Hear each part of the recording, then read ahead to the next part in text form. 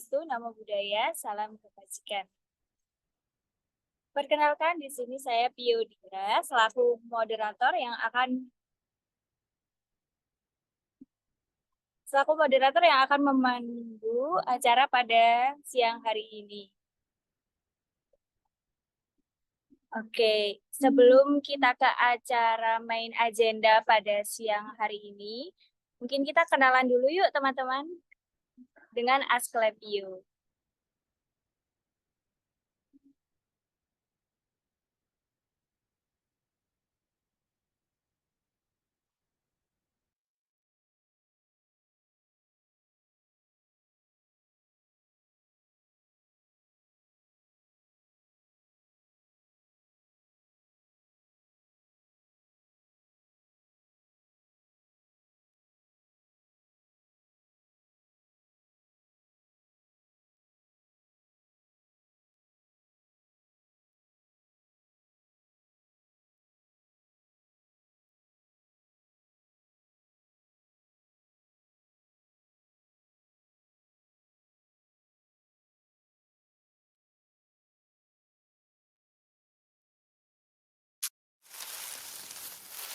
Hai Asklepians, aku Dr. Pio dari Asklepio Edukasi Medika Indonesia. Asklepio merupakan platform edukasi kedokteran bagi rekan sejawat dan calon dokter dari seluruh penjuru Nusantara. Kami bertujuan untuk turut serta dalam pencapaian jumlah tenaga kesehatan di Indonesia, khususnya dokter umum dan dokter spesialis. Sebagai tenaga kesehatan, kita dituntut untuk terus mengupdate ilmu pengetahuan, skill, kasus-kasus, hingga tembus spesialis impian. Kini, update ilmu pengetahuan bisa dilakukan dengan mudah, kapan saja, dan di mana saja loh. Asklepio menyediakan program untuk seluruh dokter di Indonesia melalui Asklepedia. Ada Good Morning Knowledge yang merupakan webinar gratis dengan topik multidisiplin ilmu kedokteran. Ada juga Skills Lab, yaitu diskusi dan demo online yang diperagakan langsung oleh dokter spesialis. Yang ketiga, ada Drill the Case, yaitu diskusi interaktif online untuk mempertajam kemampuan diagnosis dengan narasumber dokter spesialis. Selanjutnya, ada Pio Academy, yaitu bootcamp intensif yang akan dibimbing langsung oleh dokter spesialis yang ahli di bidangnya. Dan yang terakhir, ada yang namanya Asklepedia Replay, yaitu rekaman kelas yang dapat diakses kapan saja dan di mana saja. Untuk para mahasiswa kedokteran, Asklepio juga mempunyai program bimbingan belajar online, yaitu Asklepio Go Road to Doctor dan Asklepio Go UKM PPD. Asklepio Go Road to Doctor merupakan bimbingan belajar untuk mahasiswa preklinik terdiri dari materi dan soal pembahasan serta persiapan SOKA dan juga OSCE. Asklepio Go UKM PPD merupakan bimbingan belajar dalam persiapan menghadapi UKM PPD. Selain itu, Asklepio terus berinovasi dalam membantu dokter yang ingin melanjutkan studi PPDS melalui bimbingan belajar Asklepio PPDS Prep. Ada sharing session yang merupakan webinar gratis yang dikemas secara interaktif dengan topik yang seru untuk memberikan informasi seputar PPDS dan prodi pilihan. Yang kedua, ada expert class, yaitu kelas reguler yang dibimbing oleh dokter spesialis dari berbagai center di Indonesia dan materi yang terus diupdate setiap bulannya. Free 10 benefit komprehensif loh. Yang ketiga, ada private class, merupakan kelas eksklusif one-on-one bersama dokter spesialis, bebas atur kurikulum dan jam belajarmu secara fleksibel. Dan ada supplementary class, yaitu kelas intensif yang bermitra dengan lembaga-lembaga terpercaya untuk membantu dalam persiapan seleksi tahap 1, seperti TPA, TOEFL, MMPI, journal reading, hingga persiapan tes wawancara untuk lolos PPDS impian. Nah, sekarang semua kebutuhan Asklepians dalam mengupdate ilmu kedokteran dapat dilakukan dengan cepat dan mudah bersama Asklepio. Jadi, tunggu apa lagi? Yuk, santuy berilmu bareng. Asklepio, Evolving Knowledge.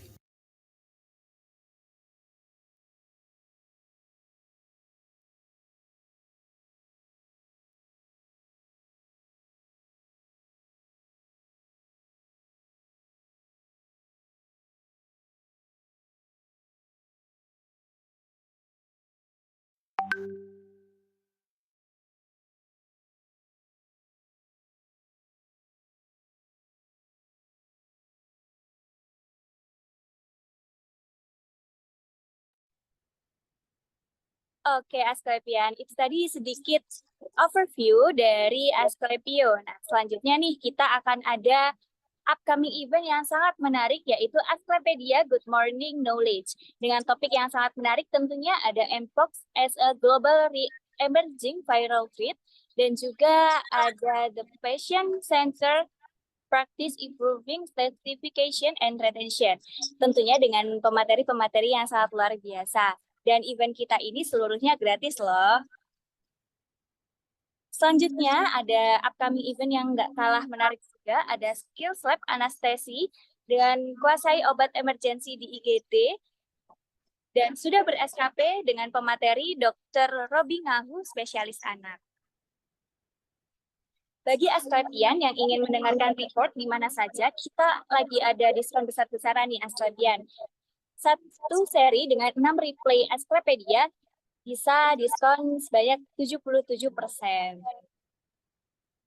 Nah, bagi Asklepian semuanya yang ingin tembus di program studi anestesi, kita ada base bundling, yaitu Skills Lab Anestesi, dan juga ada webinar eksklusif nih dengan ber-SKP, dan bisa didapatkan hanya dengan 199.000 aja. Oke, para Asklepian yang ingin mendapatkan all produk Asklepedia dan juga free replay bisa mengisi link yang akan saya share di kolom chat Zoom dan dapatkan diskonnya sebanyak 10%. Oke, dan ini ada upcoming event yang terakhir, yaitu ada Academy Research coming soon on November 2024.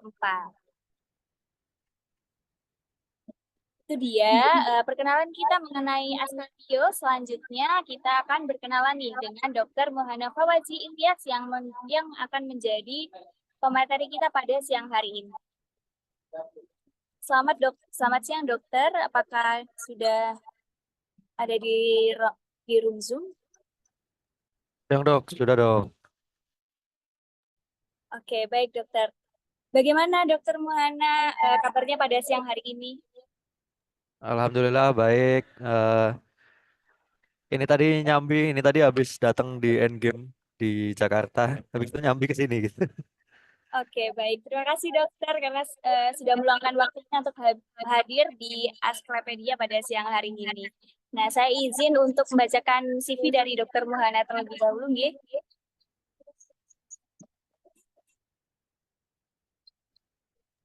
Silakan dok, silakan. Baik, untuk dokter Mohana ini, beliau lulus dari program studi kedokteran di tahun 2018 hingga tahun 2022 dengan Bachelor of Medicine dengan GPA 3,62 dengan judul tesis Association Between Visual Spatial Intelligence and Learning Modality Preference with Neuroanatomy Comprehension Among Medical Students di Universitas 11 Maret Surakarta, Indonesia, dan melanjutkan studinya untuk meraih gelar doktor dengan GPA 3,76 di Universitas 11 Maret Surakarta, Indonesia, in associated with Dr. Muwardi General Hospital and Universitas 11 Maret Technical Teaching Hospital. Selanjutnya untuk working experience beliau yaitu ada research assistant in Department of Neurology, dan yang terbaru ada research associate functional neurosurgery division National Brain Center Hospital Profesor Dr. Mahan Marjono, Jakarta, Indonesia. Berikut adalah beberapa scientific writings dari Dr. Mohana, di antaranya ada recent update on cerebral spargonis, biometric analysis and scientific mapping. Dan totalnya ada 19 jurnal, artikel, dan 1 buku. Luar biasa sekali. Dan beberapa honors dan juga awards dari Dr. Mohana, yaitu di antaranya ada International Gold Medalist in Fifth World Young Investors Exhibition in 2021. Oke, itu tadi adalah sedikit CV dari Dr. Mohana dan dan Asklepian semuanya. Ini adalah rundown garis besar kita pada siang hari ini. Ada pembukaan, dilanjut dengan good morning knowledge, bibliometrik, dilanjut dengan tanya jawab, dan yang terakhir penutupan. Bagi Asklepian semuanya yang nantinya ingin tanya-tanya dengan Dr. Muhana bisa langsung di-scan barcode Slido berikut atau bisa langsung diketikkan melalui Google yaitu slido.com dengan kode 361566. Oke, mungkin itu saja untuk pembacaan CV dari Dr. Muhana. Selanjutnya kita beralih ke agenda inti dari Good Morning Knowledge siang hari ini, yaitu sharing dengan Dr. Muhana. Untuk Dr. Muhana Fawazi Ilyas, saya persilakan. Oke, terima kasih banyak waktunya Kak Dira. Saya izin share screen ya untuk mempresentasikan materi pada hari ini. Sebelumnya, saya izin memulai dulu terkait dengan materi penjelasan singkat terkait dengan bibliometric analysis dan kepentingannya untuk medical research. Baru nanti aku izin untuk memulai journal reading ya terkait dengan apa yang sudah ada di judul seperti itu. Nah, yang pertama kita ketahui dulu terkait dengan bibliometric analysis ini sendiri. Jadi, bibliometric analysis ini sendiri itu sudah ada sejak lampau ya. Jadi, pada abad 20-an tuh, pertengahan abad 20-an tuh sudah mulai diperkenalkan metode ini seperti itu. Dulu awalnya itu adalah digunakan untuk kita mengkuantifikasi dari suatu database dan juga data-data yang ada pada suatu publikasi seperti itu.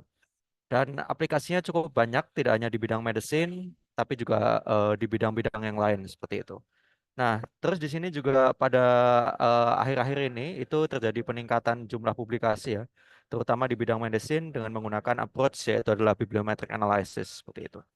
Nah, ini ada dua-dua bacaan yang mungkin bisa nantinya dijadikan suatu pengantar seperti itu untuk memahami lebih lanjut secara historical terkait dengan bibliometric analysis itu apa, kepentingannya apa, kelebihannya apa, kekurangannya apa, dan lain sebagainya. Karena kita tahu bahwasanya setiap studi desain itu pasti ada kelebihan dan juga kekurangannya masing-masing kan.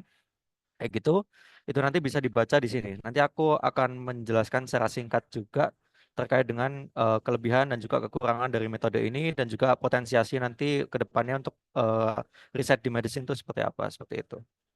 Nah, secara umum, aku izin menjelaskan terkait dengan definisi bibliometric analysis terlebih dahulu.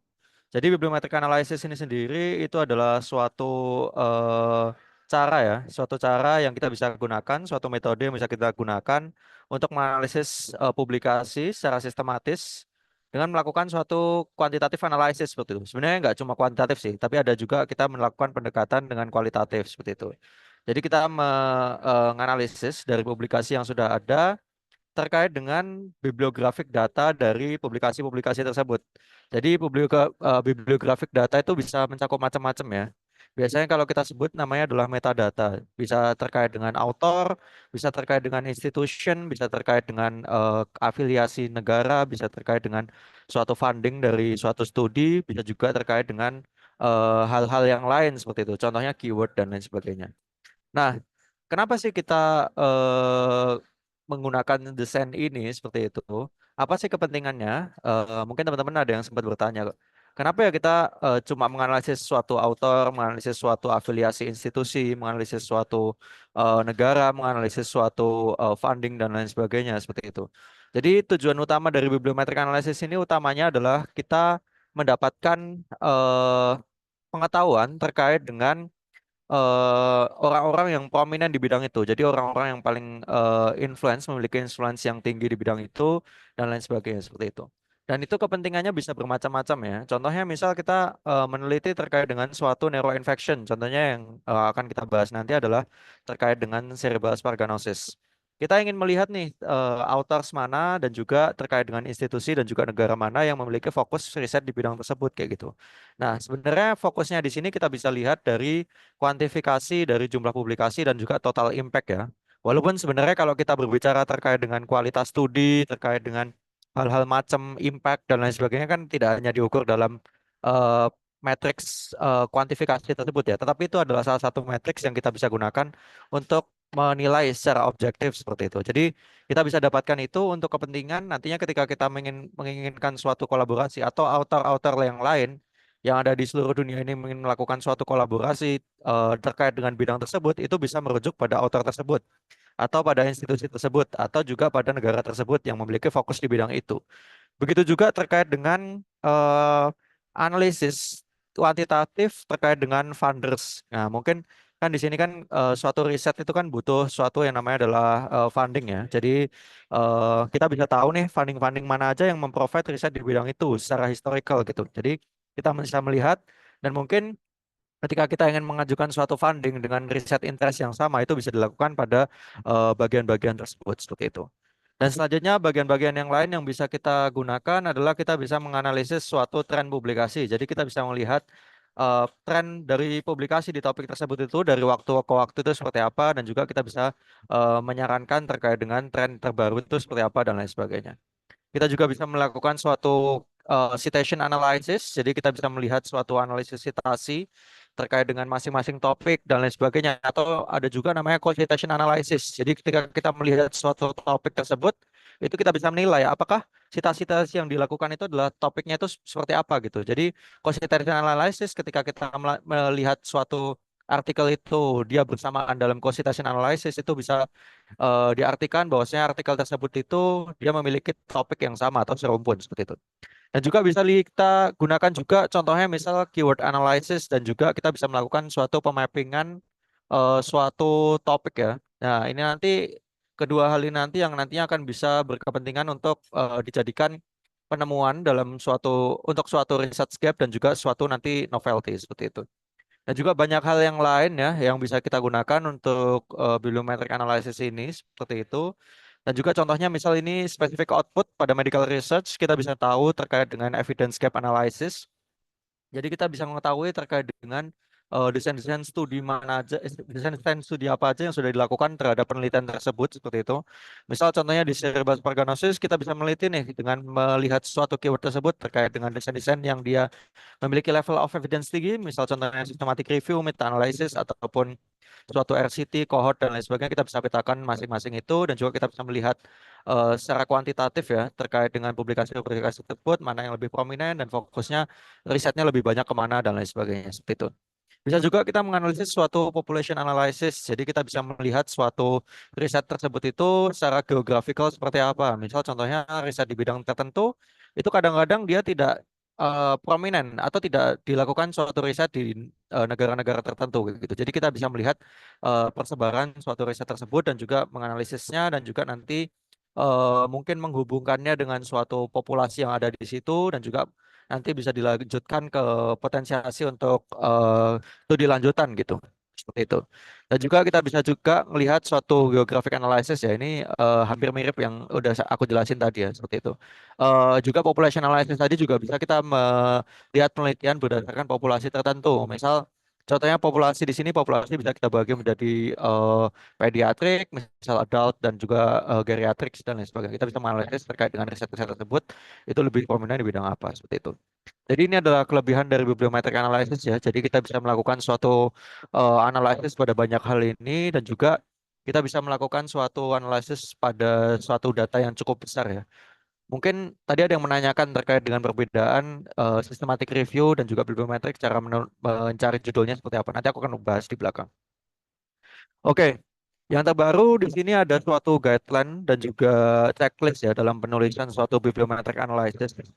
Ini nanti juga aku rekomendasikan teman-teman buat baca karena ini nanti sangat penting ya ketika teman-teman ingin menyusun suatu naskah bibliometric analysis. Dibutuhkan suatu pedoman di situ dan juga suatu checklist. Kalau teman-teman sebelumnya pernah tahu checklist-checklist yang lain, contohnya misal CARE. CARE itu checklist buat case report. Ada juga suatu STROP. STROP itu adalah checklist untuk observational studies. Ada juga suatu PRISMA. PRISMA itu adalah kepanjangan dari Preferred Reporting Items for Systematic Review and Meta-Analysis itu. Itu merupakan guideline dan juga checklist yang bisa teman-teman gunakan untuk masing-masing desain studi. Seperti itu. Sedangkan bibliometric analysis ini itu juga sudah ada guideline dan juga checklistnya yang nanti teman-teman bisa baca seperti itu. Sehingga nanti teman-teman akan dimudahkan dalam pelaporan dan juga nanti akan meningkatkan suatu transparansi dari hasil riset yang teman-teman lakukan seperti itu. Karena di sini transparansi merupakan sesuatu yang penting ya dalam riset ya. Karena di sini nanti transparansi itu nanti bisa meningkatkan suatu ini ya kesempatan bagi riset tersebut seperti itu untuk bisa dilakukan suatu replikasi dari riset tersebut seperti itu dan juga mencegah terjadinya suatu masalah-masalah yang dimungkinkan ada di kemudian hari seperti itu. Nah, nanti akan aku share sedikit terkait dengan isiannya apa aja dan juga nanti manfaatnya apa aja seperti itu. Ya, selanjutnya ini adalah gambaran, salah satu gambaran contoh aja terkait dengan pemetaan tren topik itu seperti apa, seperti itu. Jadi dia bisa membuat suatu gambaran historical ya dari waktu riset-riset yang lama sampai riset-riset yang baru seperti apa. Ini adalah cara gampangnya aja, ini salah satu contoh visualisasi yang bisa kita dapatkan. Ini contoh penelitian terkait dengan catamenial epilepsy. Di sini kita bisa menilai terkait dengan topik-topik yang prominent mana aja dan topik-topik yang masih underdeveloped mana aja dan juga possible for review artikel ketika studi-studi sudah banyak dan juga possible for conducting original article terutama pada studi-studi yang masih sedikit seperti itu. Tetapi di sini yang perlu digarisbawahi adalah tidak serta-merta hal ini bisa kita langsung jadikan acuan. Nanti seperti apa masing-masingnya itu nanti sebenarnya lebih ini sih prosedural dan lain sebagainya akan dijelaskan di pertemuan berikutnya seperti itu. Jadi pada kesempatan kali ini kita cuma menjelaskan terkait dengan gambarannya seperti apa. Jadi aku nggak menjelaskan terkait dengan prosedur-prosedur seperti itu. Dan juga ini adalah salah satu bentuk visualisasi yang lain ya. Sebenarnya banyak ya visualisasi-visualisasi yang lain yang bisa kita gunakan itu ada cukup banyak. Kalau dari jurnal ini itu dia membagi menjadi dua. Yang pertama adalah performance analysis sama yang kedua adalah scientific mapping. Performance analysis ini kita lebih ke deskripsi ya. Jadi kita mendeskripsikan suatu matrix-matrix yang ada kayak gitu dari suatu publikasi tersebut seperti itu. Sedangkan untuk scientific mapping ini lebih menggambarkan terkait dengan keterkaitan antara satu dan lain hal. Misal keterkaitan antara author yang mana itu merepresentasikan suatu kolaborasi antara author tersebut. Misal juga dia melihatkan visualisasi terkait dengan suatu eh, collaboration antara institusi, negara, dan lain sebagainya. Dan yang paling penting adalah keyword ya. Keyword ini sendiri itu bisa juga dilakukan suatu sense mapping ya. Jadi kita bisa mengetahui keyword-keyword mana aja yang dia sudah diteliti secara bersamaan seperti itu. Dan juga keyword-keyword mana aja yang dia masih sedikit, keyword-keyword mana aja yang belum diteliti secara bersamaan dan bisa digunakan untuk potential for future studies seperti itu. Dan juga ada yang lebih advance lagi, jadi ada suatu network analysis, itu nanti ada banyak metrik yang lain ya, yang bisa kita gunakan seperti itu. Sebenarnya aku nggak paham semuanya sih, jadi ini beberapa opsi aja. Yang pernah aku gunain kalau nggak salah yang degree of centrality, yang lain-lain aku belum pernah menggunakan itu sih. Jadi itu adalah pengetahuan aja, jadi ada banyak metrik yang bisa kita gunakan untuk analisis bibliometrik ya, yang cukup menarik bila teman-teman ingin mempelajari semuanya seperti itu. Oke, yang terakhir sebelum kita berangkat ke materi, di sini ada buku yang sedang aku tulis dan juga harapannya bisa segera terbit ya terkait dengan bibliometric analysis dan juga aplikasinya pada medical research. Sama di sini nanti teman-teman suatu file-file yang tadi aku sampaikan nanti bisa di-download di sini ya buat ininya seperti itu. Oke, terima kasih. Sekarang kita lanjut dulu ke journal reading ya terkait dengan materi pada sore hari ini. Tuh. Oh ya, mungkin sebelum jurnal reading aku perjelas lagi ya terkait dengan tadi yang aku sampaikan. Mana? Oke, ini ya ini nanti yang akan kita lakukan journal reading. Tapi sebelumnya aku izin menjelaskan lebih lanjut dulu terkait dengan artikel-artikel yang tadi yang aku sampaikan ya. Jadi ini tuh tadi artikelnya Sylvia Salini ini membahas terkait dengan introduction untuk bibliometric analysis, kelebihan dan juga kekurangannya bisa teman-teman baca di sini ya. Jadi kelebihannya itu tadi, misal kita mau melakukan suatu analisis pada suatu data yang cukup besar, itu prefer kita bisa menggunakan ini. Cuman di sini tidak serta-merta itu tidak memiliki kelemahan gitu. Contohnya misal kelemahannya yang paling bisa kita temui adalah misal kayak gini.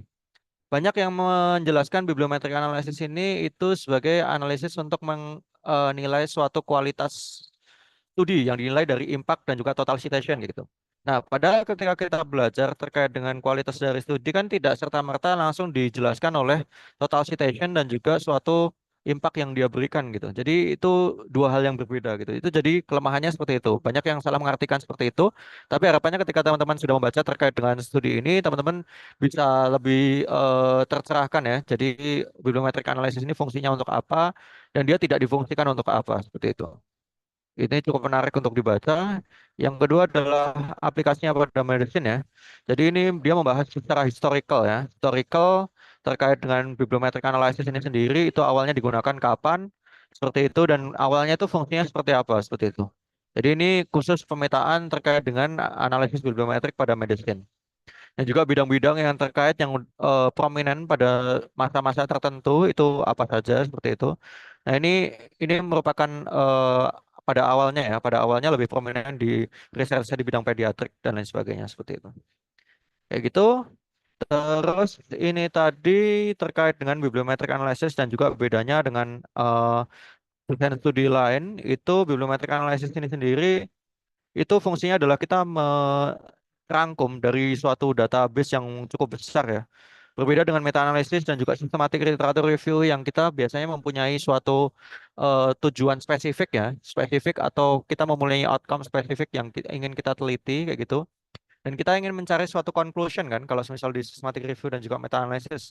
Misal kita membentuk suatu pertanyaan penelitian dengan menggunakan PICO ataupun population intervention, comparison dan juga outcome. Kita ingin mencari hasil atau konklusi dari pertanyaan penelitian yang spesifik itu seperti itu. Itu bisa kita gunakan studi dengan desain systematic review ataupun meta analysis. Tetapi bibliometric analysis ini cukup berbeda dengan itu. Bibliometric analysis ini tujuannya adalah kita melihat suatu performa. Jadi performa itu tadi bisa dilihat dari suatu author, institusi dan lain sebagainya tadi kan. Dan juga kita bisa melakukan suatu scientific mapping kayak gitu. Jadi perbedaan yang paling signifikan adalah bibliometric analysis ini digunakan untuk kita melihat suatu studi.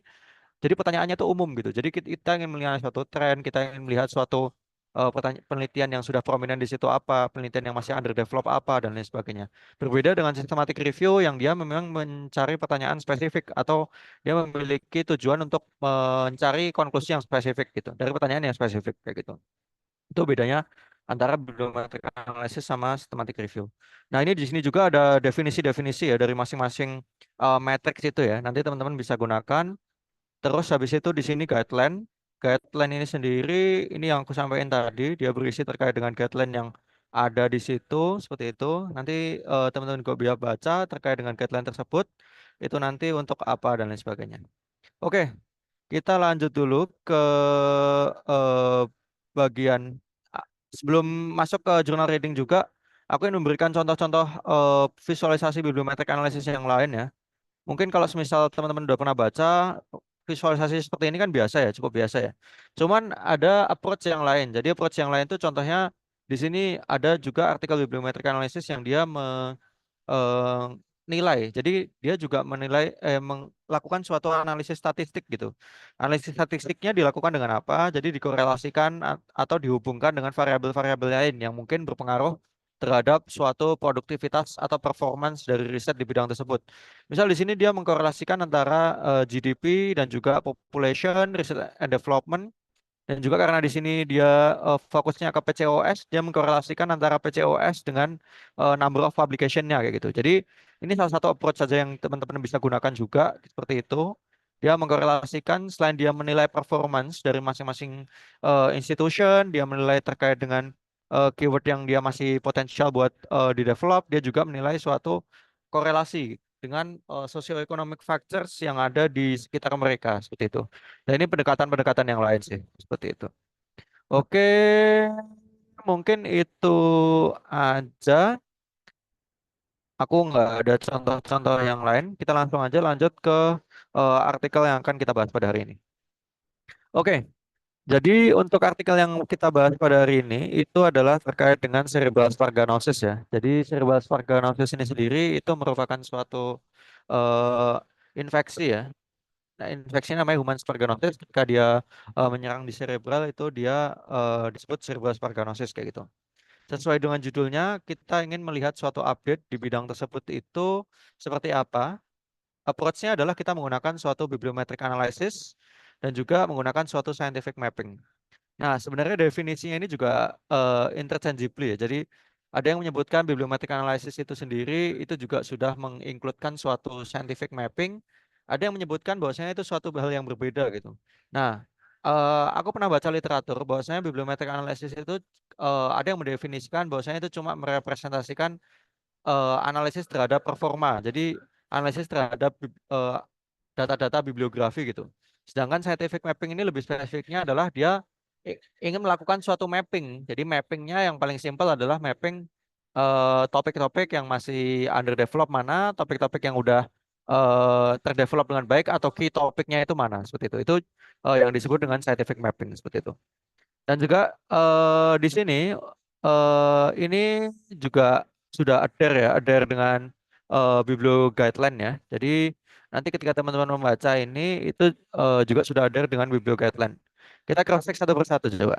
Jadi untuk pertama Guideline itu sendiri itu title-nya itu adalah kita harus mengidentify bahwasanya studi tersebut itu adalah bibliometric review dan di sini sudah di-identify ya bahwasanya di sini adalah bibliometric analysis seperti itu.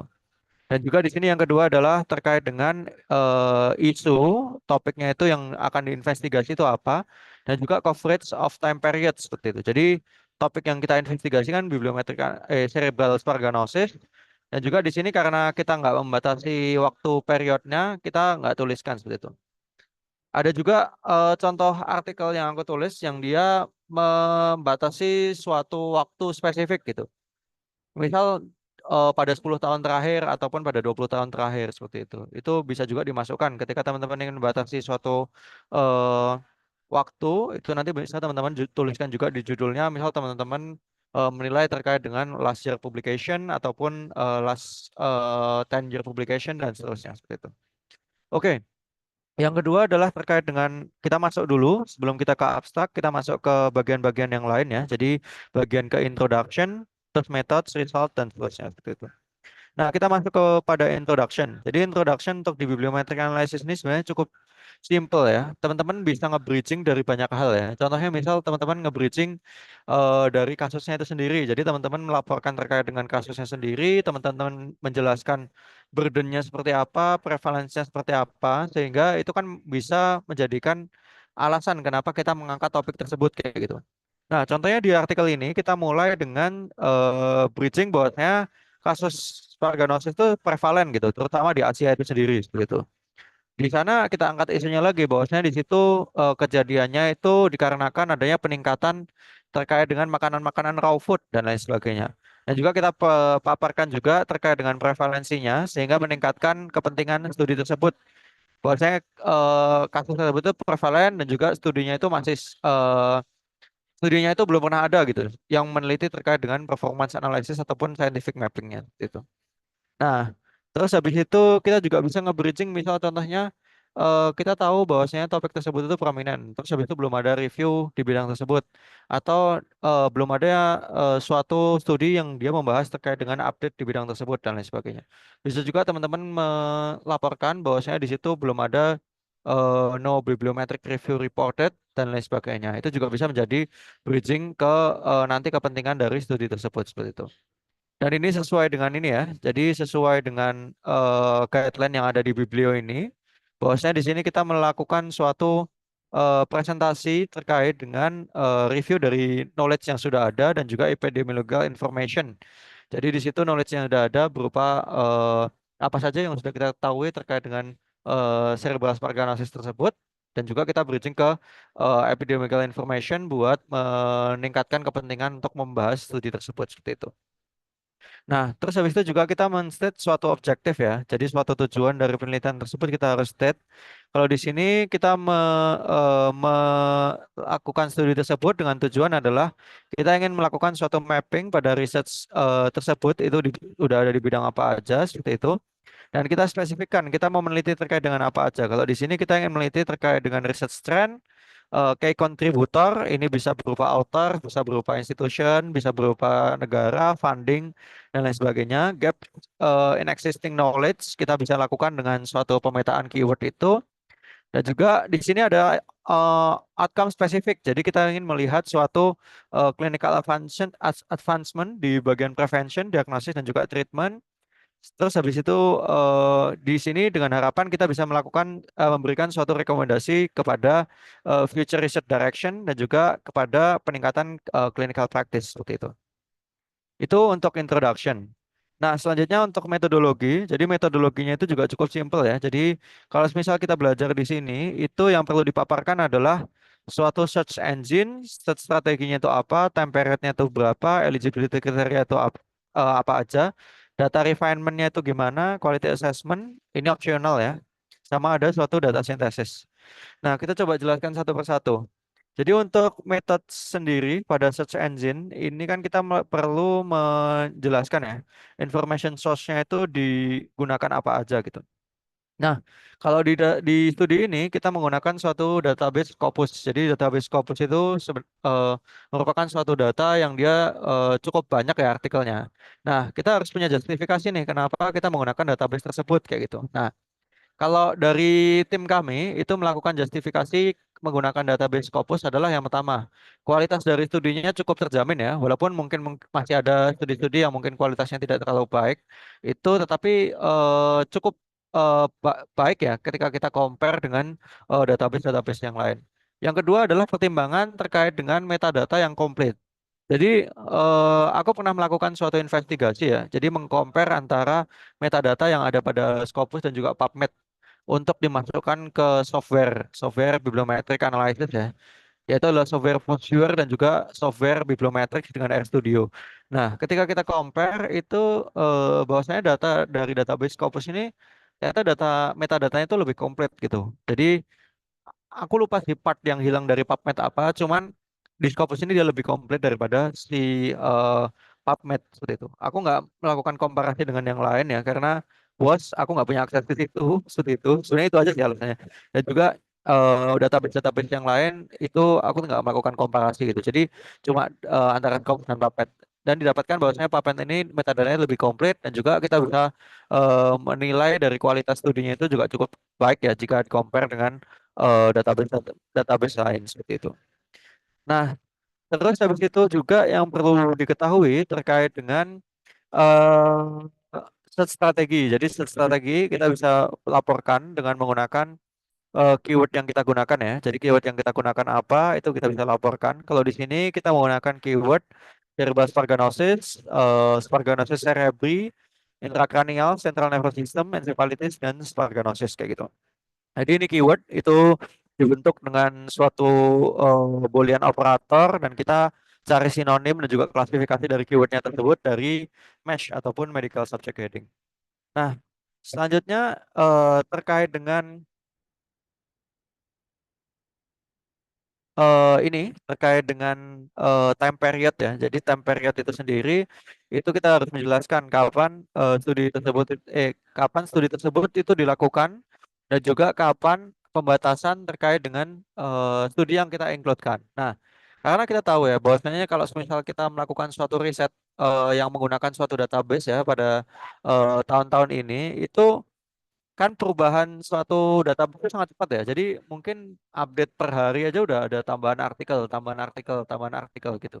Nah, untuk memberikan informasi kepada si pembaca kayak gitu, supaya nantinya tidak ada timbul ini ya suatu bias ya dalam hasilnya nanti ya kayak gitu.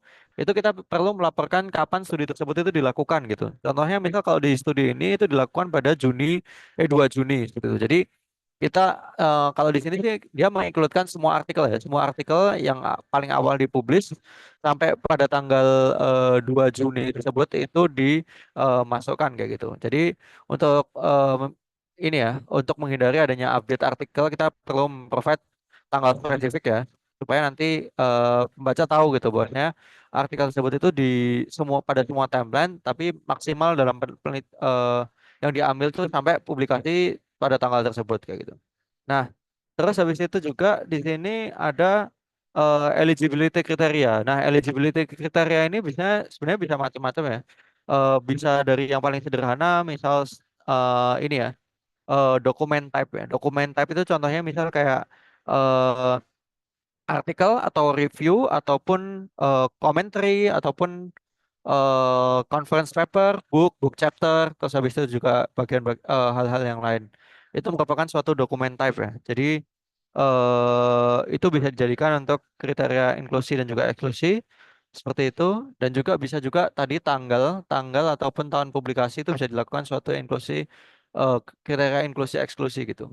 Nah, yang paling sering untuk pembatasan di situ adalah pembatasan dokumen type. Karena eh, nah, pembatasan-pembatasan ini pun juga teman-teman harus punya justifikasi atau alasan kenapa teman-teman membatasi ke dokumen-dokumen type tersebut kayak gitu. Nah, yang paling sering digunakan untuk bibliometric analysis ini adalah pembatasan dokumen type dengan hanya memasukkan artikel, review, dan juga conference paper sama ya conference paper. Karena kita tahu bahwasanya banyak tipe-tipe dokumen ya. Contohnya misal commentary, corrigendum ataupun suatu correction terhadap penelitian yang sudah ada itu kan juga merupakan tipe dokumen ya. Nah, supaya kita mengurangi chance untuk terjadinya error ataupun terjadinya bias dalam nantinya jumlah performance dan lain sebagainya. Karena kita tahu, misal ada suatu artikel correction dari suatu studi yang sudah ada sebelumnya.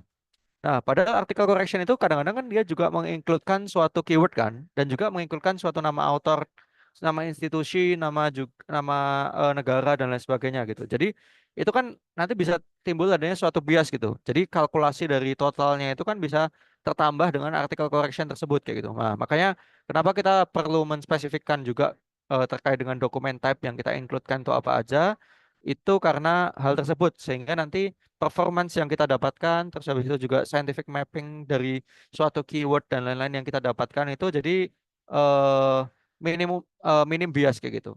Nah, terus habis itu juga eh kenapa menggunakan artikel, review dan juga conference paper saja? Karena kita tahu bahwasanya dokumen-dokumen type tersebutlah yang dia memiliki structure gitu. Contohnya misal di sini, artikel itu kan dia punya structure ya, terutama abstraknya itu biasanya ada structure-nya. Ya bisa aja nggak aja sih, teman dia terstruktur gitu. Terus habis itu juga misal review artikel itu juga punya struktur ya, dan juga conference paper biasanya juga memulai struktur seperti itu. Sedangkan ketika artikel-artikel yang lain, contohnya misal commentary tadi dan lain sebagainya, itu kan dia nggak mempunyai struktur yang jelas kan. Nah, itu bisa jadikan alasan kenapa kita mengincludekan cuma dokumen type tertentu kayak gitu. Nah, yang kedua adalah pembatasan terkait dengan tahun publikasi. Jadi tahun publikasi ini itu juga perlu dijelaskan kenapa kita membatasi pada spesifik waktu tersebut. Ada studi yang dia menjelaskan terkait dengan bibliometric analysis pada 10 tahun terakhir gitu. Nah, ketika memang penelitian itu ingin bertujuan untuk meneliti penelitian tersebut pada 10 tahun terakhir, it's okay gitu. Nah, tapi itu kan juga bisa memunculkan suatu bias kan. Karena gini, publikasi 10 tahun terakhir yang kita sintesis nantinya atau kita ekstrak dan juga sintesis itu nanti kan bisa aja publikasi-publikasi terdahulunya yang sebelum 10 tahun tersebut itu bisa aja ada, dan dia bisa aja dia menjelaskan terkait dengan sesuatu di bidang tersebut gitu. Nah, ketika itu tidak diinkludkan, itu kan kemungkinan bisa terjadi suatu bias dari nanti hasil performa dan lain sebagainya kayak gitu. Nah, makanya sebenarnya kalau misal kita menginkludkan pembatasan dalam tahun publikasi itu harus jelas kenapa dilakukan pembatasan tersebut kayak gitu. Misal contohnya kita ingin membatasi pada spesifik waktu tertentu 4 tahun terakhir gitu. Untuk studi-studi COVID-19 mungkin cocok karena kita cuma ingin melihat waktu tersebut pada waktu spesifik time, misal saat pandemi dan lain sebagainya kayak gitu. Tapi mungkin untuk studi-studi yang lain itu tidak cocok ya karena ya tadi dia nggak ada alasan nih kenapa kita membatasi tersebut kayak gitu. Tapi bisa juga pada special case kita tetap harus membatasi karena mungkin studinya sudah sangat banyak. Nah, misal kita mau meneliti terkait dengan DM. Nah, ketika kita ingin meneliti terkait dengan DM saja, itu kan cukup banyak ya artikelnya, bahkan ratusan ribu atau jutaan mungkin artikel yang kita masukkan gitu. Nah, itu kita bisa lakukan pembatasan nih. Biasanya studi-studi dengan case-case yang mungkin sering kayak gitu itu biasanya mereka melakukan pembatasan kayak gitu. Misal 5 tahun terakhir, 10 tahun terakhir itu kayak gitu. Karena ya di situ ada keterbatasan dari suatu softwarenya ataupun suatu database-nya yang dia tidak bisa mendownload semua database secara langsung, dan dia ada pembatasan masing-masing jumlah artikel yang bisa di-download, dan juga ada pembatasan jumlah artikel yang bisa dimasukkan dalam suatu software untuk dilakukan bibliometric analysis dan lain sebagainya. Itu ada pembatasan di bagian tersebut. Nah, biasanya itu yang menjadikan pembatasan kita masukkan pada beberapa tahun terakhir dan lain sebagainya. Tapi kalau saran sih sebenarnya kalau misal betternya ya kita memasukkan semua waktu studi ya, karena itu tadi untuk meminimalisir terjadinya suatu bias pada hasilnya, yaitu pada performance analysis dan juga pada hasil keyword scientific mapping dari keyword tadi seperti itu. Nah, terus yang selanjutnya adalah kita bisa membatasi juga berdasarkan bahasa ya. Jadi bahasa dari studinya itu kita bisa batasi ya. Biasanya kalau misal review study seperti ini kan kita pembatasannya sesuai dengan bahasa yang dipahami oleh peneliti. Misal peneliti paham terkait dengan bahasa Inggris dan Indonesia, boleh dimasukkan seperti itu. Misal peneliti paham terkait dengan bahasa lain, contohnya misal bahasa Spanyol, bahasa apa dan lain sebagainya, kita juga bisa memasukkan artikel-artikel dengan bahasa tersebut seperti itu. Nah, jadi biasanya kriteria inklusi dan juga eksklusi itu dibatasi sesuai dengan bahasa yang dipahami oleh peneliti. Kayak gitu. Kita lanjutkan dulu terkait dengan eligibility criteria, sudah ya tadi sudah dijelaskan. Sama data refinement, data selection procedure. Jadi ini juga perlu dijelaskan ya. Dan nanti di result nanti dia eh, juga wajib menjelaskan terkait dengan proses tadi selection ya, size selection dengan flow diagram. Nah ini dijelasin walaupun cukup sederhana ya, tapi dijelasin eh, dia di exclude karena apa dan lain sebagainya seperti itu. Nah pada studi ini itu 171 dimasukkan karena kita hanya mengincludekan satu database saja, kita nggak usah melakukan penghapusan duplikasi kan. Seperti itu kita langsung screening gitu. Nah, screeningnya pun ini juga bermacam-macam. Ada suatu studi yang dia menyarankan untuk screening sampai full text. Ada studi yang dia cukup liberal. Ada yang sampai nggak di screening. Ada studi yang juga dia menyebutkan bahwasanya screening berdasarkan title and abstract aja cukup gitu. Itu. Yang paling liberal sih dia nggak men-screening sih. Jadi ada yang studi yang langsung memasukkan berdasarkan keyword dan dia langsung memasukkan keseluruhan gitu. Karena dia pure mau melakukan suatu mapping tanpa melakukan suatu consideration pada hal-hal yang lain. Itu ada studi yang melaporkan seperti itu kayak gitu. Tapi ya sebenarnya kalau misal seperti itu ya dimungkinkan ada suatu bias sih. Makanya yang studi yang dia mengincludekan semua artikel tersebut langsung itu dia mengaknowledge pada limitationnya bahwasanya di situ ada kemungkinan terjadinya bias karena kita tidak melakukan screening proses gitu. Itu ada studi yang melaporkan seperti itu. Nah, kalau dari sini sendiri itu kita cuma mengakses screening dan juga mengakses based on title and abstract ya. Jadi kita melihat eligibility-nya itu apakah dia benar-benar sesuai dengan eh, topik yang kita ingin teliti atau tidak seperti itu.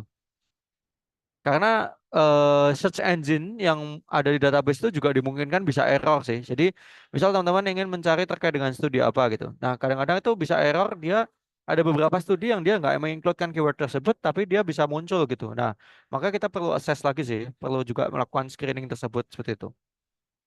Itu yang selanjutnya. Yang selanjutnya adalah terkait dengan data selection, data refinement ya. Jadi kita perlu menjelaskan ya data yang diambil itu apa aja kayak gitu. Metadata yang diambil itu apa aja, di-download dalam bentuk apa. Terus habis itu yang selanjutnya adalah quality assessment ini suatu hal yang opsional. Aku belum pernah baca sih studi bibliometric analysis yang dia mengincludekan suatu quality assessment kayak gitu. Kalau meta analysis dan systematic review kan memang quality assessment itu hal yang apa ya? Wajib ya biasanya buat dimasukkan ya terkait dengan studi systematic review dan meta analisis ya. Tapi kalau di bibliometric analysis ini dia opsional gitu. Kalau teman-teman mau masukkan boleh, tapi kalau misal teman-teman nggak masukkan boleh. Kayak gitu. Kalau masukkan ya teman-teman harus mengakses dari banyak ya, karena di situ studi yang dilakukan biasanya ratusan atau bahkan bisa ribuan kayak gitu. Nah, terus data sintesis ini kita perlu jelaskan juga bagaimana kita membentuk suatu data tersebut dan juga sampai nanti hasil ke visualisasinya seperti apa kayak gitu. Nah, kalau di sini itu kita menjelaskan ya bahwasanya eh, software ini itu digunakan untuk apa aja. Misal Scopus Analysis itu digunakan untuk retrieve data ini dan juga mensintesis data ini. Terus habis itu untuk R Package Bibliometrics itu kita gunakan untuk menilai suatu apa aja. Software for Sure kita gunakan untuk menilai suatu apa aja. Dan juga di sini kita menambahkan gitu. Jadi outcome-outcome-nya itu yang kita teliti dengan software apa, itu dijelaskan di data analysis. Terus selanjutnya adalah terkait dengan result. Jadi result di sini itu mereka membagi menjadi 3 hal ya. Jadi yang pertama adalah descriptive findings, schematic map and trend, sama tabulation and summarizing the findings, sama synthesis of findings. Jadi yang pertama adalah terkait dengan deskriptif. Deskriptifnya itu bisa kita gunakan sesuai dengan data tadi ya. Jadi kita menjelaskan studi yang kita include-kan itu apa aja. Dan juga dia spanning publikasi dari kapan kayak gitu. Nah, contohnya misal studi terkait dengan cerebral parganosis ini sendiri itu pertama diteliti adalah pada tahun 1980. Seperti itu, kita menilai source-nya juga dari beberapa jurnal. Kita juga menilai terkait dengan suatu growth-nya itu seperti apa seperti itu. Lebih baik lagi kalau misal teman-teman ini ketika menganalisis suatu annual growth rate ini itu ada komparasinya. Misal teman-teman ingin menilai suatu studi terkait dengan cerebral parganosis, kita bisa komparasikan ke uh, Sparganosis secara umum gitu. Nah, supaya kita tahu bahwasanya apakah interest yang dilakukan studi pada studi cerebral sparganosis itu lebih besar atau lebih kecil dari sparganosis in general gitu. Nah, kita bisa tahu itu sih. Jadi better itu bisa ada komparasinya, tapi kemarin kita nggak masukkan komparasi gitu. Jadi kalau misal teman-teman ingin melihat suatu annual growth rate itu bisa juga teman-teman komparasikan dengan eh, publikasi-publikasi ataupun dengan studi yang lain gitu. Nah, contohnya sendiri pada studi ini, dia melakukan suatu komparasi terkait dengan growth rate analysis pada ini ya, pada publikasi Bibliometric in Medicine di compare sama Bibliometrics in general gitu. Aku lupa sih di mana, cuman nah ini, contoh ini salah satu komparasi ya. Jadi, misal dia mengkomparasikan, jadi bibliometric paper in medicine itu dia sepertiga dari semua bibliometric study gitu. Saya kemarin ada annual growth-nya juga sih, aku lupa di mana. Nah itu kayak gitu. Jadi nah ini tren. Jadi kita komparasikan nih trennya antara ini itu gimana gitu? Apakah sama? Apakah lebih rendah? Apa lebih tinggi dan lain sebagainya. Gitu. Kalau ada komparasi lebih bagus. Ada juga kita melaporkan terkait dengan reference dari studi tersebut itu berapa, keywordnya itu ada berapa dan lain sebagainya seperti itu. Nah, ini juga termasuk deskriptif ya. Kita melakukan suatu penilaian terkait dengan scientific mapping production. Terus habis itu juga di sini kita menilai terkait dengan most relevant authors, affiliation dan lain sebagainya. Kita juga nilai terkait dengan most influential publication. Kayak gitu, dilihat dari total citasinya itu seperti apa dan juga total citation per year-nya. Nah, selanjutnya adalah terkait dengan trend topic dan scientific map. Jadi trend topic ini sendiri kita melihat suatu tren terkait dengan studi tersebut dari waktu ke waktu itu seperti apa. Terus habis itu juga dari prominent key topic itu kita menilai topik yang sudah well developed atau sudah uh, terstudi banyak itu apa aja. Terus habis itu juga topik yang memang masih sedikit itu apa aja dan perlu potential studies for future studies itu apa aja seperti itu. Itu untuk result dan juga untuk discussion itu bisa banyak ya. Jadi ada beberapa studi yang dia pendekatan discussionnya itu dia cuma menilai suatu discussion dari data-data yang dia paparkan di result. Nah, misal dari result itu dia menjelaskan terkait dengan apa, dia memanjangkan nih terkait dengan metrik-metrik yang ada tadi. Itu bisa seperti itu pendekatannya. Atau pendekatan seperti literatur review biasa. Kalau misal bibliometrik yang biasa kita lakukan adalah kita melakukan pendekatan yang hampir sama dengan literatur review biasa. Jadi kayak gini. Jadi artikel yang kita masukkan tadi, di sini ada 139 artikel ini, kita baca full text-nya. Jadi baca full text-nya secara bersama-sama dan kita nanti lakukan suatu pemetaan. Jadi pemetaan terkait dengan topik-topik yang dimasukkan tadi itu membahas apa aja dan kita melakukan suatu penulisan ya mirip-mirip literatur review. Literatur review terkait dengan dari artikel-artikel yang sudah kita masukkan tadi seperti itu. Nah, ini pendekatan yang lain sih. Jadi pendekatan diskusinya bisa seperti ini. Jadi kita membaca semua artikel dan juga kita reporting ide-ide yang ada di situ itu seperti apa, seperti itu atau kita melakukan pendekatan yang lain. Contohnya pendekatan yang lain itu kita bisa membaca, kita bisa melakukan discussion pada spesifik-spesifik ini aja. Jadi kita nggak memanjang lebarkan terkait dengan update-nya itu seperti apa dari masing-masing studi yang kita include-kan tadi, tapi mereka cuma menjelaskan lebih lanjut terkait dengan hasilnya ini gitu. Kayak gitu. Nah, jadi tergantung nanti teman-teman bisa memilih yang mana sih, kayak gitu. Nah, cuman kemarin consideration-nya adalah supaya artikel ini benar-benar bermanfaat, ya kita baca semua artikel, kita berusaha melakukan merangkum suatu artikel yang kita masukkan tadi, itu terus habis itu kita melaporkan hasilnya seperti apa, seperti itu. Makanya di sini citasinya atau referensinya ada cukup banyak, ada 96. Gitu. Itu pendekatan yang berbeda. Nah, kita dari artikel yang kita masukkan tadi, ternyata kita bisa membagi menjadi beberapa domain. Contohnya misal di sini kita membagi beberapa domain terkait dengan diagnosis, ada domain juga terkait dengan treatment, itu update-nya seperti apa, recommendation untuk prevention-nya itu yang ada di studi tadi itu seperti apa, sama gaps sama future direction, based on keyword tadi itu seperti apa gitu. Nah, jadi kita bisa telaah nih, misal contohnya di sini studi-studi yang masih kurang itu terkait dengan adjuvan terapi, terkait dengan apa-apa. Jadi kita bisa searching lagi studi sesuai dengan keyword kita tadi dan kita tambahkan keyword ini dan kita bisa ambil studi tersebut, baca studi tersebut dan juga laporkan. Mereka ini studinya itu udah membahas apa aja dan yang belum apa seperti itu. Itu adalah pendekatan yang bisa kita gunakan seperti itu. Nah, kalau berdasarkan Biblio sendiri itu pendekatan yang direkomendasikan itu adalah eh ini sesuai dengan ini sih, sesuai dengan hasilnya gitu. Sesuai dengan artikel-artikel yang dimasukkan. Teman-teman kalau baca semisal ini lebih full ya, jadi lebih full itu mereka mengstate bahwasanya daripada kita menjelaskan lebih lanjut terkait dengan parameter-parameter itu, lebih baik kita melakukan eksplorasi juga pada artikel-artikel yang udah dimasukkan di situ. Nanti teman-teman kalau misalnya baca full text-nya bisa menemukan itu. Kayak gitu. Dan juga yang selanjutnya adalah terkait dengan strength and limitation. Itu teman-teman bisa menjelaskan ya terkait dengan limitasi dari studi tersebut itu apa kayak gitu. Misal di sini kita cuma menggunakan suatu database satu aja. Jadi ada data Scopus database. Karena kenapa demikian? Karena software yang kita gunakan yaitu adalah Viewer sama software BiblioShiny dari RStudio itu cuma bisa memasukkan data dari satu database. Karena ketika kita mengcombine suatu database yang berbeda, itu data-data yang dimasukkan tuh bisa berbeda gitu. Contohnya yang sempat aku singgung tadi di awal ya. Jadi misalnya kita menggunakan database Scopus dan juga PubMed. Mereka itu dari segi metadata itu mereka berbeda. Jadi metadata yang tersedia di PubMed apa, metadata yang tersedia di Scopus apa gitu.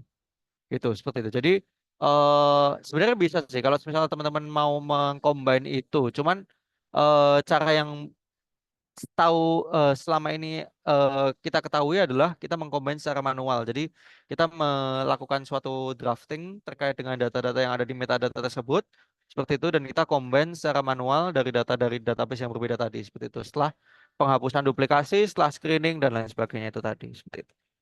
Nah, terus habis itu juga kita cuma mengincludekan studi dalam bahasa Inggris ya. Sama kita tidak mengincludekan non peer review study. Yaitu adalah studi-studi grey literatur ataupun black literatur kita nggak mengincludekan seperti itu. Seperti itu. Terus habis itu conclusion kita menjelaskan terkait dengan general interpretation sama ini hasil-hasil dan juga potential implication tadi seperti itu. Oke, mungkin itu yang bisa aku sampaikan. Jadi cukup general sih buat apa yang aku sampaikan. Jadi nanti teman-teman kalau misal mau lebih lanjut bisa teman-teman baca dan juga tadi harapannya nanti bisa memantik teman-teman aja untuk melakukan suatu studi tersebut dan juga nanti bisa membaca lebih lanjut ya terkait dengan tadi yang aku sampaikan kelebihan dan juga kekurangan dari desain studi ini sama eh matriks-matriks aja apa aja yang bisa teman-teman gunakan dan juga definisinya masing-masing itu. Mungkin itu yang bisa aku sampaikan. Selanjutnya aku kembalikan ke Kak Dira. Terima kasih banyak.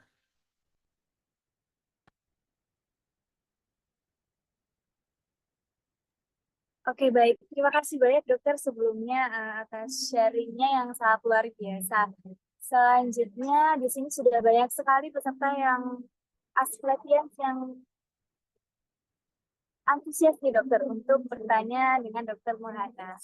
Saya izin share screen mungkin dokter untuk pertanyaan-pertanyaan. Oke, siap dok. Baik, berikut sudah ada beberapa pertanyaan dokter Muhana nih dok. Yang pertama, selamat siang dokter. Saya izin bertanya terkait funding dalam publikasi penelitian. Apakah dokter ada tips di mana kita bisa menemukan trik agar bisa publikasi gratis? Oke. Eh, izin Kak Dira, aku coba jawab yang ini dulu ya, yang di Q&A di Zoom ya. Tadi ada yang tanya nih. Oh, Terkait baik. dengan pemilihan judul atau topik bibliometrik bedanya dengan CSF gimana?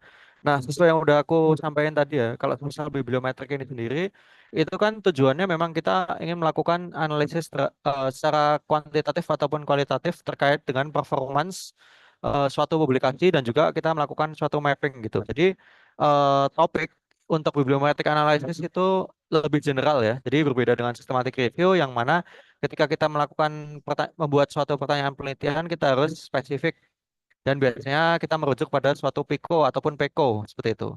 Tapi kalau misalnya bibliometrik ini itu lebih general seperti itu. Jadi kita tujuannya memang melakukan performance analysis dan juga scientific mapping, bukan mencari konklusi secara spesifik seperti itu. Mungkin menjawab dan juga izin terkait dengan funding dalam publikasi penelitian.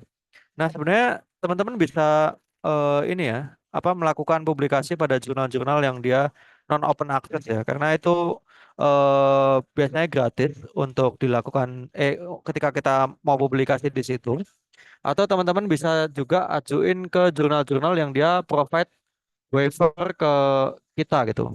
Nah, sebenarnya waiver ini sendiri itu bisa kita dapatkan, bisa tidak, karena ada yang mengklasifikasikan Indonesia ini pada low to middle income country, ada yang dia mengklasifikasikan kita ini udah pada high income country gitu. Nah, teman-teman coba cari jurnal-jurnal yang dia bisa memberikan waiver ke penulis dengan negara kita, atau teman-teman bisa melakukan kolaborasi dengan author-author dari luar. Misalnya contohnya dengan negara-negara yang dia termasuk dalam low to middle income country, misal Nepal ataupun yang lain-lain gitu.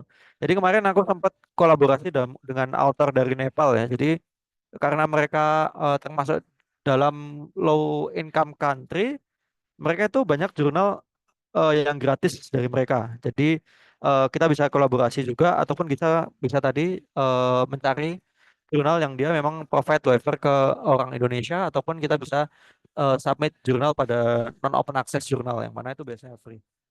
Seperti itu. Gitu Kak Dira. Baik, terima kasih untuk jawabannya dokter. Selanjutnya ada pertanyaan, apakah dokter bisa share di mana kita bisa menemukan checklist untuk guideline case report? Terima kasih dok. Oh, oke. Aku izin tadi ya menambahkan tadi ya buat yang tadi ya. Ada jurnal yang dia bisa provide ke orang Indonesia yang terkenal, cukup terkenal. Jurnal BMJ, BMJ, BMJ. BMJ itu aku lupa singkatnya apa British Medical Journal apa apa aku lupa. Cuman dia bisa provide sih. Teman-teman kalau mau apply waiver di sana cukup bisa gitu. Kemarin aku sempat apply waiver di sana 4 kali, itu diterima terus. Jadi 4 kali tapi pada jurnal ini aja sih, jurnal spesifik yaitu jurnal Open Heart. Itu diterima terus gitu. Jadi kansnya cukup gede di situ gitu. Aku nggak tahu pada jurnal lain, tapi itu masih dalam ruang lingkup BMJ ya. Kemungkinan masih bisa. Coba teman-teman bisa apply waiver di BMJ, cari informasinya di situ kayak gitu. Nah, terus habis itu untuk guideline case report ya. Case report itu ada guideline namanya care checklist. Jadi teman-teman bisa cek di Google, itu ada yang mana adalah care checklist. Ini aku coba share screen. Nggak usah share. Izin share screen lagi ya dok, Kak. Oke. Ini care checklist. Jadi care checklist ini dia merupakan suatu case report guideline. Jadi teman-teman bisa buka dari sini. Itu nanti teman-teman juga bisa buka itu checklistnya ada apa aja. Terus penulisannya itu seperti apa dan lain sebagainya kayak gitu-gitu. Nah ini checklist singkat ya. Kalau teman-teman mau baca guideline-nya juga bisa cari di care guideline ini. Itu untuk desain case report seperti itu.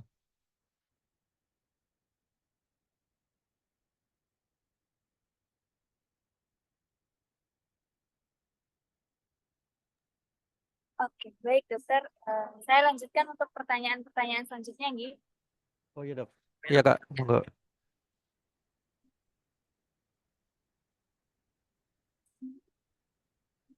Untuk pertanyaan selanjutnya nih, dokter izin bertanya dok, untuk keyword penelitian, apakah kita cukup menggunakan mesh di PubMed atau untuk mencari keyword dari paper sebelumnya atau lebih baik menggunakan QS?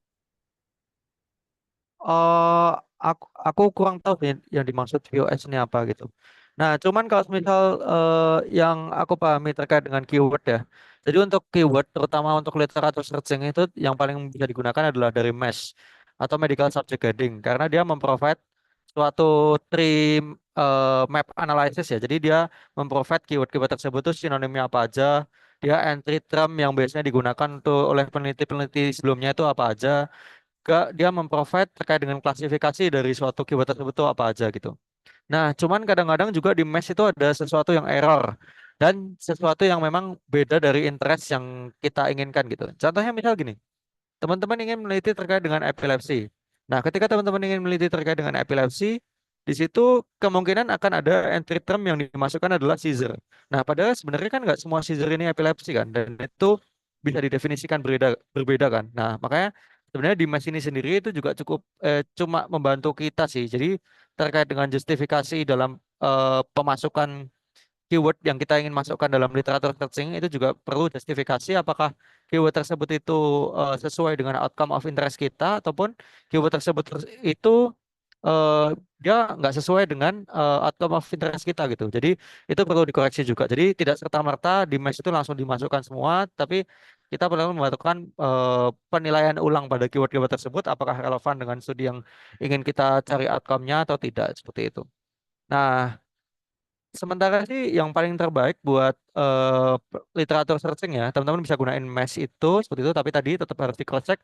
Atau teman-teman bisa gunain suatu kamus-kamus yang lain, misal kamus-kamus kedokteran yang lain itu juga bisa digunakan gitu. Atau keyword-keyword yang mungkin teman-teman tahu udah tahu sinonimnya atau berdasarkan dari suatu guideline penyakit tertentu atau konsensus dan dia laporkan terkait dengan sinonim-sinonim ataupun klasifikasi dari suatu penyakit tersebut itu bisa dimasukkan kayak gitu gitu ya gitu gitu Kak Dira, semoga menjawab Kak.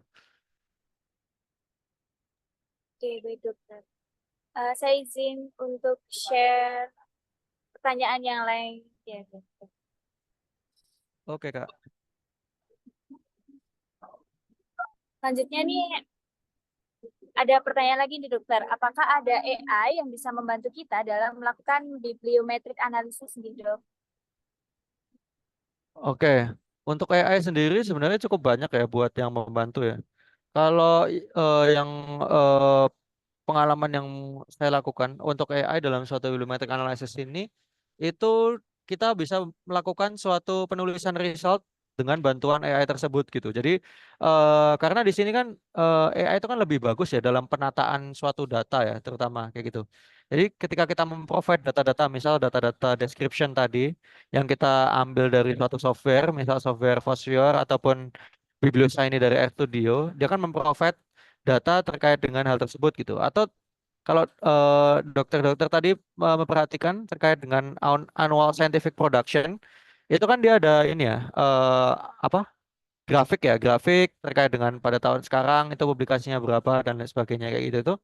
Dokter bisa send itu ke AI, misal ChatGPT ataupun apa, dan nanti akan dibantu terkait dengan bagaimana sih suatu ChatGPT tersebut itu melakukan suatu interpretasi dari data tersebut kayak gitu. Jadi yang biasa digunakan bisa itu sih. Jadi kita membantu untuk men-sorting data ataupun membantu untuk menginterpretasikan suatu data kuantitatif yang ada tadi seperti itu. Dan juga bisa juga teman-teman misal dari ketika teman-teman sudah mendalami lebih lanjut terkait dengan bibliometric analysis ini, teman-teman akan tahu yang namanya adalah cluster analysis. Jadi cluster analysis itu kita menganalisis cluster-cluster tertentu dari suatu keyword itu biasanya yang paling praktikal. Nah, ketika teman-teman mungkin cukup bingung ya untuk mengklasifikasikan cluster tersebut itu dan menamakan cluster tersebut itu sebagai cluster apa, itu teman-teman juga bisa minta bantuan dari AI ya.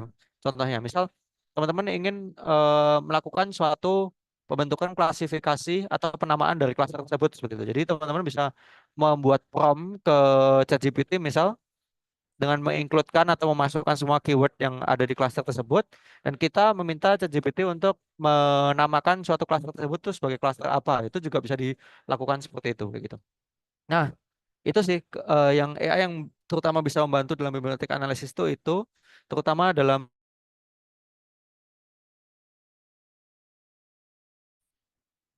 sama mungkin kalau membuat naskah full kita bisa dibantu untuk membuat outline ya.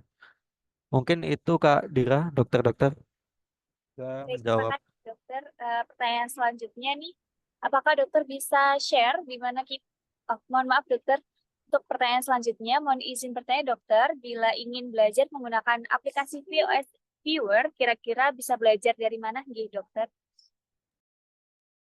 eh Oke, fast viewer itu sendiri itu sebenarnya kalau teman-teman eh, mau modalitas apa dulu? Kalau misalnya teman-teman mau modalitas visual atau teman-teman mau membaca dan juga melihat video, membaca bisa dari ini sih, bisa dari artikel dari Van Ekman kalau nggak salah. Van Ekman itu adalah yang dia membuat suatu software fast viewer tersebut gitu. Itu dari Leiden University. Teman-teman bisa baca paper originalnya dari Van Ekman itu kayak gitu. Atau teman-teman juga bisa join kelas-kelas ini ya dari Asclepio ya. Mereka akan memprovide kelas terkait dengan bagaimana cara pembentukan atau membuat suatu artikel bibliometric analysis dari awal sampai akhir. Kayak gitu. Baik, terima kasih dokter. Jadi untuk solusinya adalah join kelas Asklepios selanjutnya. Ada pertanyaan selanjutnya nih dokter. Izin bertanya dokter, penulisan bibliometrik biasanya membutuhkan waktu berapa lama ya dok? Apakah membutuhkan tim dengan banyak anggota atau bisa dikerjakan sendiri? eh Ya, izin menjawab. Sebenarnya waktu berapa lama itu tergantung pendekatan ya. Jadi pendekatan dan juga performance dari author masing-masing. Misal gini, tadi kan aku sempat menyinggung beberapa pendekatan yang mungkin bisa dilakukan. Contohnya misal yang paling radikal tadi yang paling liberal tadi kita nggak melakukan suatu screening dari artikel-artikel yang kita masukkan, yang mana beberapa artikel bibliometrik ada yang seperti itu dan mereka mengaknowledge hal tersebut di limitation gitu. Nah, itu kan cukup cepat ya. Mungkin dalam screening kita mengangkat waktu screening. Ada juga pendekatan tadi discussion ya. Discussion itu kan pendekatannya berbeda-beda. Ada yang dia cuma mendiskusikan hasil bibliometriknya aja. Ada yang dia sampai melakukan kayak misal literatur review. Jadi membaca semua studi yang kita includekan dan juga kita mensintesis atau mengekstraksi dan juga mensintesis data dari studi yang kita masukkan semuanya tadi gitu. Itu kan juga waktunya cukup berbeda ya. Kayak gitu. Nah, tergantung pendekatan yang mana sih dok buat melakukannya dan juga sebenarnya kalau misal kebutuhan per orangnya juga disesuaikan dengan studi masing-masing sih. Kayak gitu. Mungkin tadi kalau misal studinya dilakukan screening based on full text atau based on title and abstract, itu kan mungkin cukup memakan banyak waktu ya. Jadi teman-teman bisa menambahkan suatu author gitu loh. Misal di sini juga tadi pendekatannya kita membaca discussionnya, membaca semua artikelnya dan juga menuliskan pada di discussion sebagai literatur review, itu kan juga butuh waktu ya. Jadi butuh author tambahan seperti itu. Nah, jadi sebenarnya tergantung dengan pendekatannya masing-masing si Kak seperti itu. Dok. Baik, terima kasih dokter untuk jawabannya. Selanjutnya ada pertanyaan, dokter apakah boleh meminta kiat atau tips menulis supaya bisa menjadi lebih produktif? Apakah dengan semakin sering menulis maka akan meningkatkan skill menulis kita nih dokter? eh Misal produktif atau tidak sebenarnya yang paling baik dilakukan adalah mencari mentor ya, mencari mentor ataupun supervisor ya, karena kita tahu bahwasanya kita butuh adanya suatu masukan, butuh adanya suatu koreksi, butuh adanya suatu orang yang mengkontrol kita ya, terutama ketika kita menulis kayak gitu. Nah, yang paling baik menurutku mencari supervisor dan juga mencari mentor yang dia juga produktif gitu, sehingga nanti bisa meningkatkan produktivitas kita juga gitu.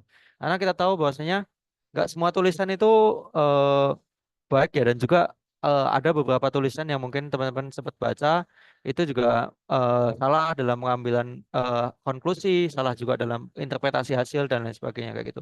Makanya sebenarnya yang terbaik adalah mencari mentor yang juga baik di bidang itu sih. Jadi eh, bukan serta-merta kita eh, menulis menulis menulis gitu tanpa adanya suatu kontrol atau suatu supervisor dari eh, suatu mentor gitu.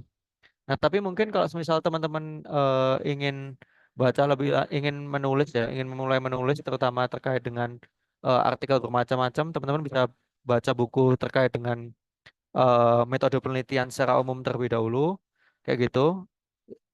Kalau yang sempat aku baca itu kalau nggak salah dari Prof. Sudekdo ya, metode penelitian kesehatan itu secara umum. Jadi dia nge-provide semua hal ya terkait dengan penelitian ya, terkait dengan desain studi, terkait dengan basic statistical analysis dan lain sebagainya.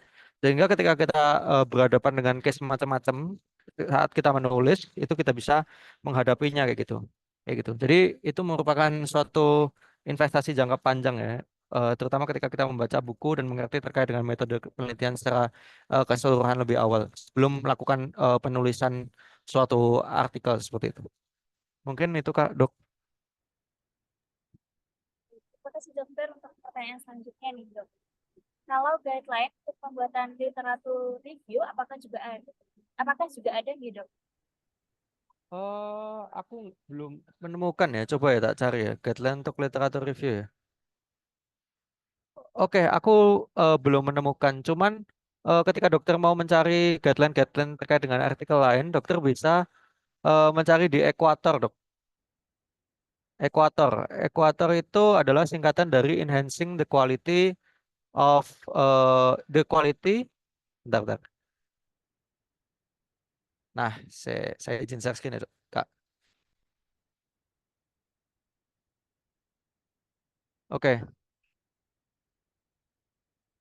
Nah, jadi Equator. Jadi dia ada website namanya Equator. Jadi Equator ini sendiri dia memprovide banyak guideline ya. Jadi memang dia tujuan dari terbentuknya dari suatu website ini adalah dia untuk mengenhance kualitas dan juga transparansi dari riset di bidang kesehatan. Nah, teman-teman bisa ambil guideline-nya di sini dari masing-masing. Misal di sini, oh kalau di sini nggak ada literatur reviews deh. Kayak gitu. Adanya systematic review gitu. Tapi kalau teman-teman mau ngambil guideline yang lain bisa dari sini, dari website Equator ini, kayak gitu. Mohon maaf untuk guideline literatur review aku belum menemukan.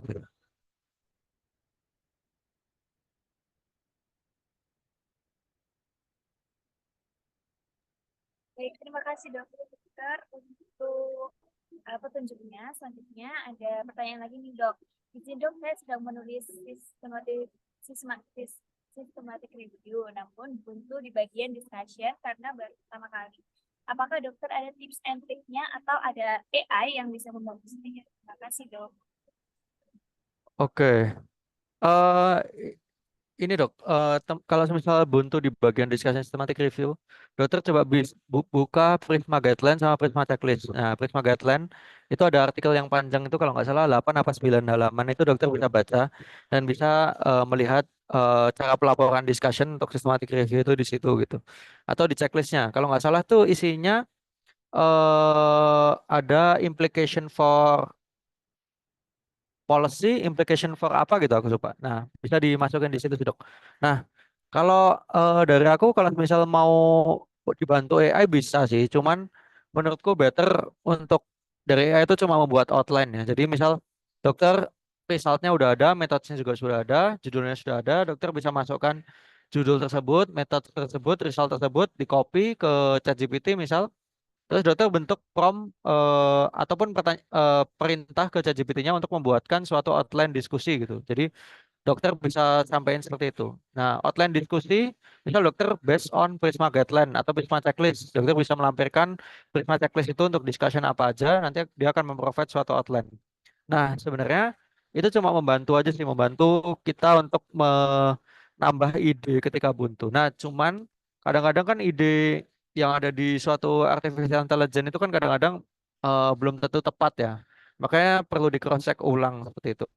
Jangan sampai kita malah tertipu oleh artificial intelligence tersebut karena ya bisa aja dia menipu karena mungkin bahasa yang disampaikan cukup oke, cukup logik, tetapi ternyata ketika kita cross check dengan pengetahuan yang sebenarnya itu kurang tepat gitu. Nah, makanya seperti itu. Jadi bisa digunakan misal AI ChatGPT misal buat mencari ide aja seperti itu, tapi ya kita perlu cross check, terutama nanti ketika dokter punya supervisor ataupun apa-apa yang bisa dokter tanyakan, dokter bisa tanyakan ke beliau-beliau seperti itu.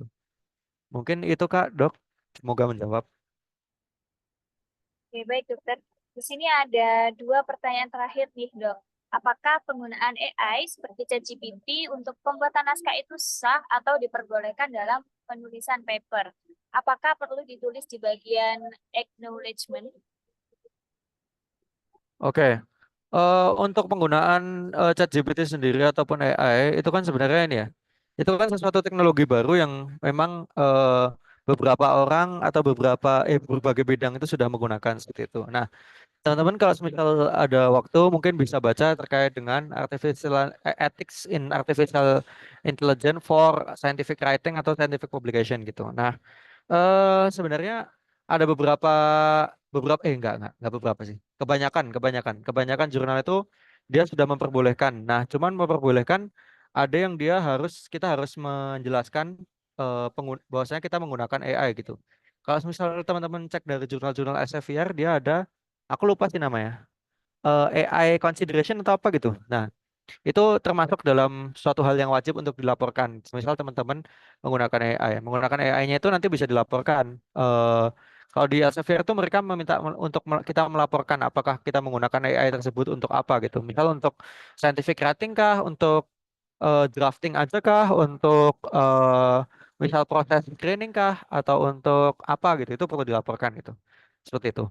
Atau untuk mengenhance suatu grammar atau apa itu juga perlu dilaporkan kayak gitu.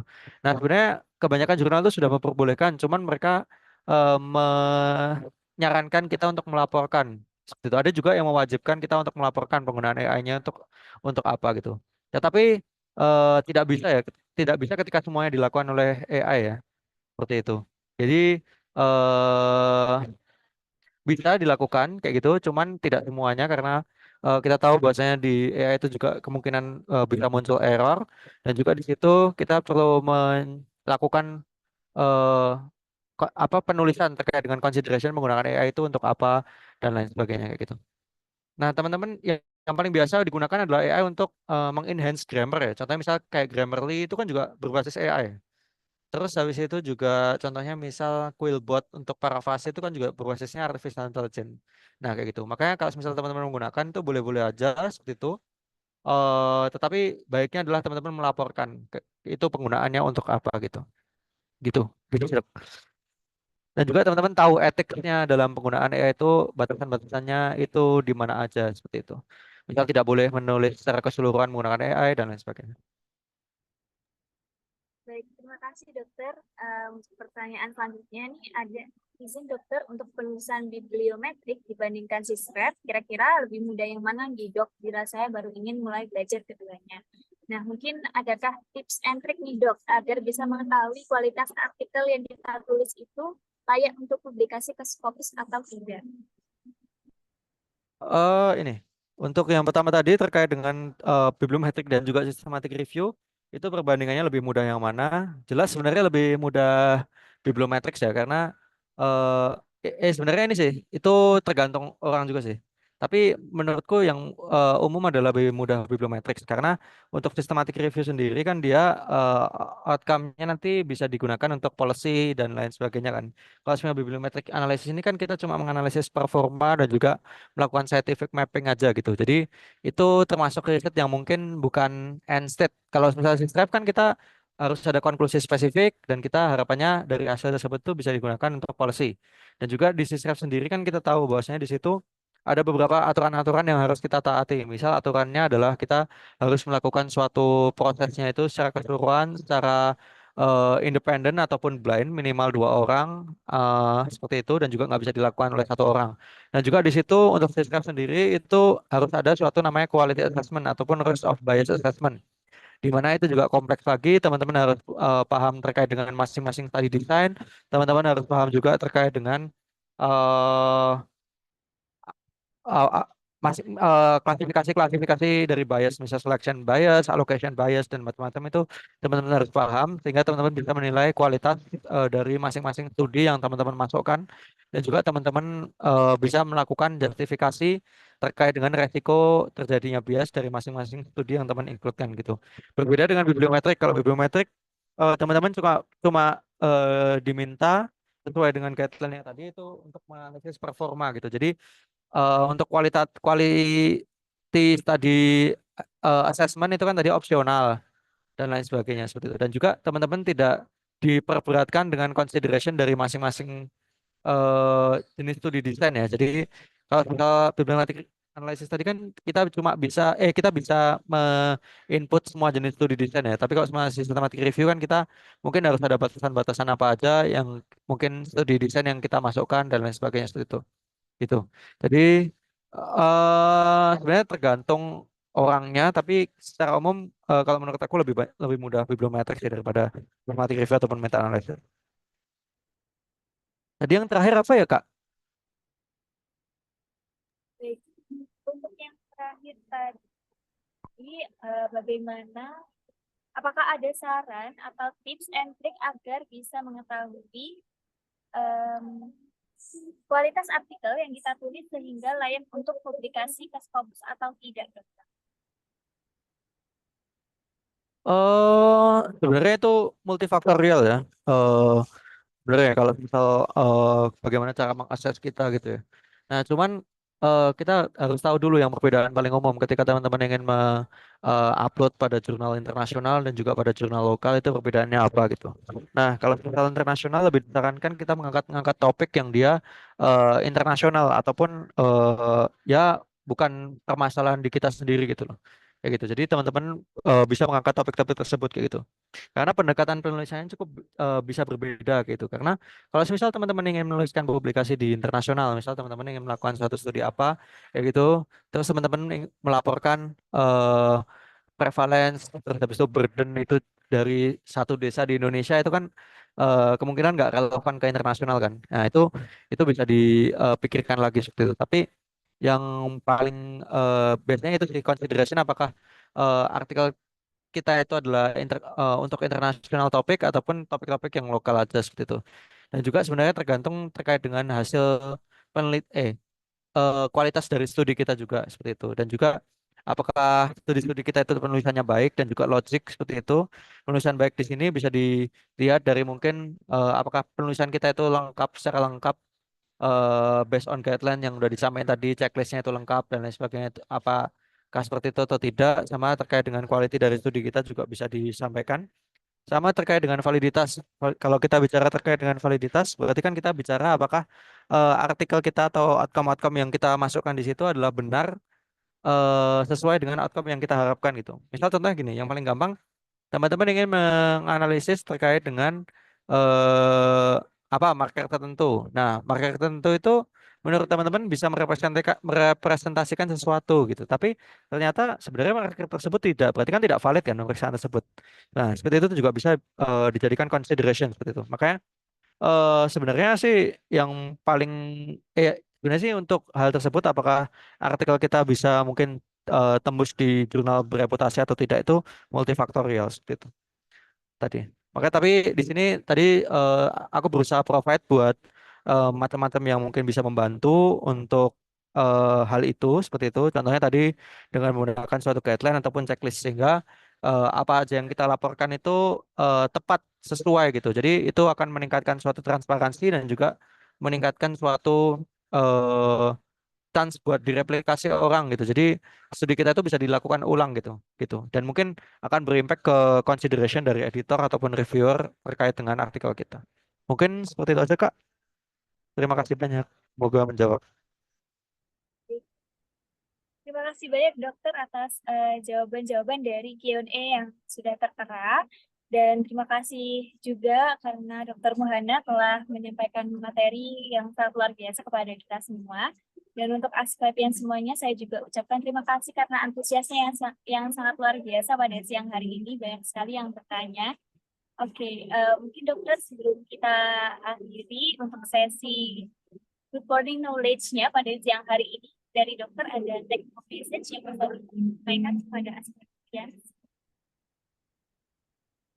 Oke, mungkin take home message-nya adalah terkait dengan ketika teman-teman ingin melakukan suatu bibliometric analysis ya, teman-teman harus pahami dulu kelebihan dan juga kekurangan studi desain ini sama studi desain ini tepatnya untuk apa gitu. Nah, aku cuma menyarankan tadi membaca beberapa artikel yang aku sampaikan tadi yang bisa tertera di link treku tadi itu bisa teman-teman baca dari situ sehingga teman-teman tahu nih fungsinya itu apa, kelebihan dan juga kekurangan dari studinya apa seperti itu sebelum melakukan suatu studi tersebut seperti itu. Mungkin itu aja. Sehingga nanti teman-teman ketika menulis itu teman-teman tidak ada faktor-faktor yang mengganggu dalam penulisan dan juga faktor-faktor yang bisa apa ya mengurangi terkait dengan kualitas dari studi yang teman-teman jalankan tersebut. Seperti itu. Mungkin itu aja. Makasih. Baik, terima kasih banyak Dokter Muhana atas waktunya untuk memberikan kita semua sharing di Good Morning Knowledge yang hari ini. Saya, Piodira, selaku moderator, mohon maaf apabila ada salah kata ataupun ada kekurangan dalam memandu acara pada siang hari ini. Terima kasih banyak Dokter Muhana dan seluruh peserta Asklepian semuanya. Karena seluruh agenda telah selesai, saya ucapkan terima kasih dan saya tutup. Wassalamualaikum warahmatullahi wabarakatuh. Waalaikumsalam warahmatullahi wabarakatuh. Terima kasih banyak semuanya. Mohon maaf bila ada salahnya.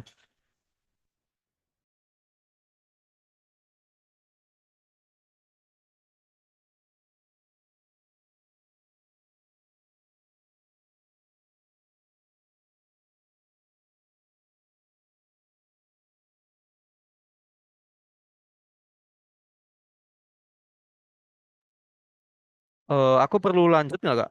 Apa udah? Bisa lift dokter karena Oke, oke. Oke, makasih banyak, Kak. Baik.